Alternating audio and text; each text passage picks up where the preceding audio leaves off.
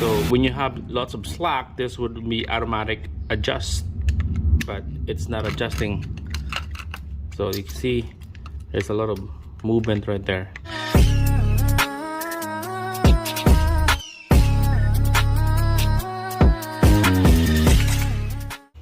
Alright guys, this is the Genesis engine BK1 V6. This is the old one. This is the one that's seized. So we're just gonna investigate, open it up, the timing cover here. Just gonna take a look. I know this one of the piston here is seized up already. So we're just gonna take a look, see what's behind this timing cover. So a bunch of bolts all around on this timing cover here. There's tons of 10 mils and lots of 12 mils. Water pump is out, 12 mils socket on those. Crank is out. I had a short video on that, how to take out the crank bolt using a belt trick. Check it out. There's about 4 10 mil bolts down here underneath the oil pan beside the timing cover. Take those out. I believe this timing cover is ready to come out.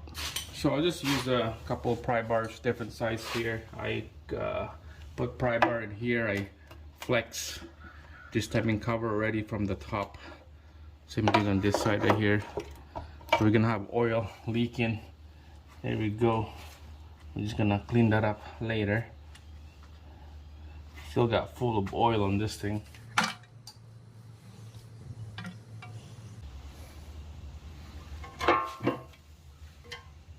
Alright, big mess. We're gonna have to clean this up for a bit here. Alright guys, there we go. Take a look at this. The color inside here, it looks nice and decent. It's silver, not like gold or burnt oil. Tensioner is tight. This chain is tight. Same thing on the other side.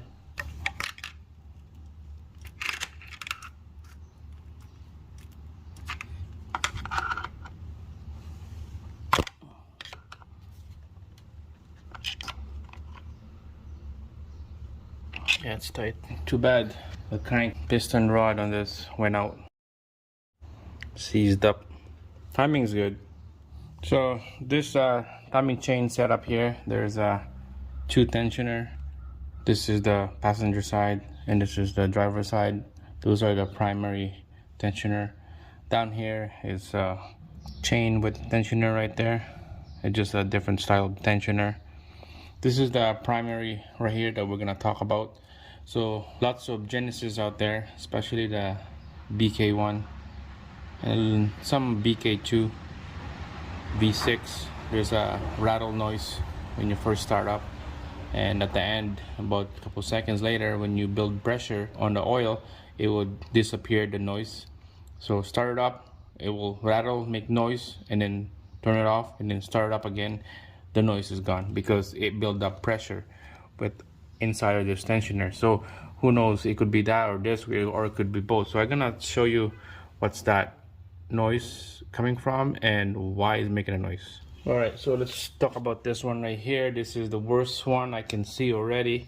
So we're just gonna grab a flat screwdriver and then press this guy down. So you can see there's a lot of movement because there's no pressure, right? Because there's no build-up pressure on the oil. But there should be a tension right here that would take the slack, and this tension right here is not moving up. So it's not adjusted. So when you have lots of slack, this would be automatic adjust, but it's not adjusting. So you can see there's a lot of movement right there. That's what that rattle noise. This whole chain right here will ride on this guides, and then with the RPM of the engine, it will just rattle. This thing just clapping back and forth. All right, get you guys closer on this hole right here, so you can see that there's a lot of movement. Okay, so this ratchet style mechanism right here, it would move up and it will catch in here, but we had to move it up manually. There, I think that's it. And okay, there you go. So I move it up manually so it will catch right here with this two teats inside, it will collapse those two teats, and then you can see that if I move the tension, you can see, but if I move my screwdriver down, there's no more movement. The tension is taken away. So this is nice and solid now. So there you go. It's just that movement right here. There's a little bit of a play. We had to manually move it. This side right here, this one is good. It's not moving at all. This is nice and tight.